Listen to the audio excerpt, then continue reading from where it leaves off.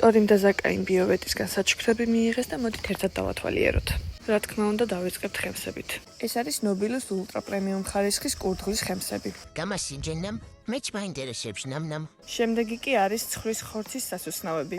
ეს ჩემი ფავორიტია. მეც მინდა ნამ, შემდეგი არის ჩკვეტინა ბუთლუმერი საკაის პირველივე დანახვისა შოუ ორგან. შემდეგი არის სათამაშო ძვალი. ესეც საკაის ძალიან მოეწონა. რა თქმა უნდა, ჰიგიენაც არ უნდა დაგვავიწყდეს.